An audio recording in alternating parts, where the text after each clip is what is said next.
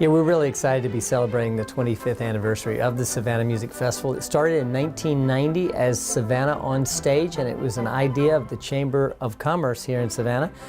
And over the years, they let it evolve, and when I came here in 2002, we changed the name to the Savannah Music Festival, and it's grown since then, and we're very excited to be celebrating 25 years.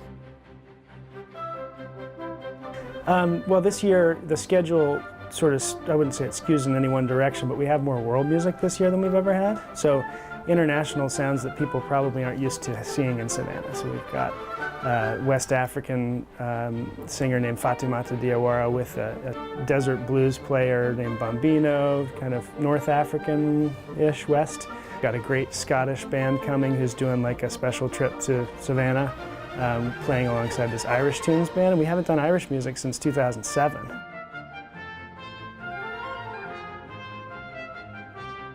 The festival is a 17-day event, days and nights of concerts, about 100 different events spread across that time period. They're all individual standalone events, and there's classical music and jazz and blues and bluegrass and rock and roll, and it is a lot of children's events as well. We bus kids from the surrounding 6 counties into the festival to see artists, and they're seeing some of the same artists that we're charging people money for at night.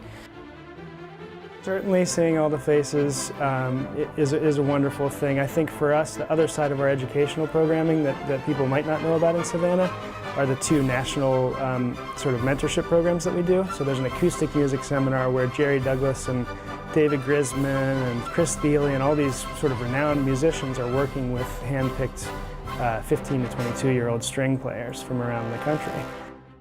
Well, I've always believed there's only 2 types of music, good and bad, and I like the former. And I think that there's good jazz and good blues and good bluegrass and good rock and roll. So we try and cater to a wide array of audiences. I've sort of always been to the philosophy of something for everybody. And while we don't really have any hip-hop music, and that might let some people down, that already comes to Savannah.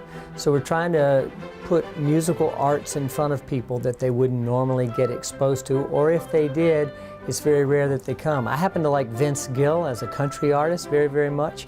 I happen to like Ricky Skaggs as a bluegrass artist. I love the Atlanta Symphony Orchestra. I grew up with them, and Robert Spano's done such a fabulous job.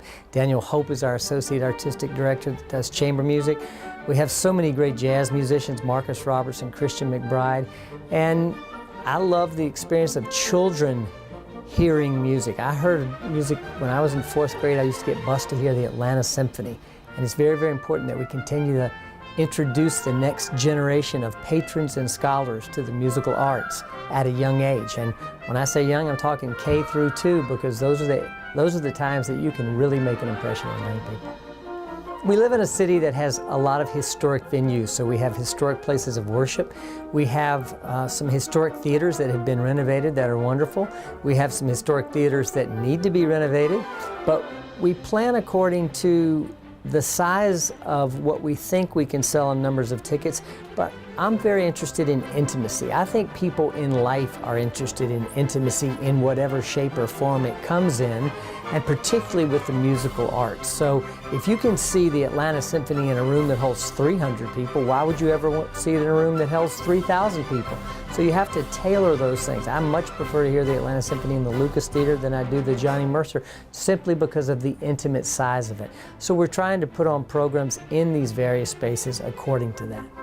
I always tell people that the festival should be like going to a sushi bar, because when you go eat sushi, and a lot of people don't, but if you go to a place like that, you don't order one kind of fish, you order 4 or 5 different kinds of fish. And at the end of the night, you may say, I really like salmon and I really like yellowtail, but I don't like eel and I don't like anago. So the bottom line is, if you come to 4 or 5 different things, and I encourage people to do that over one night, because if you're only in town for 3 days, you might come to 2 or 3 events. We stagger them across the day. You can come to a noontime concert, you can come to a 6 p.m. concert, an 8 p.m. concert, and a 10 p.m. concert. So why not see a bunch of different things and then figure out what you really like?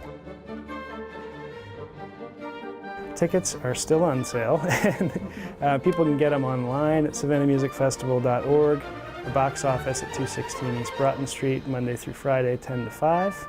And Saturdays during the festival, 10 to 3. and by phone at 912-525-5050.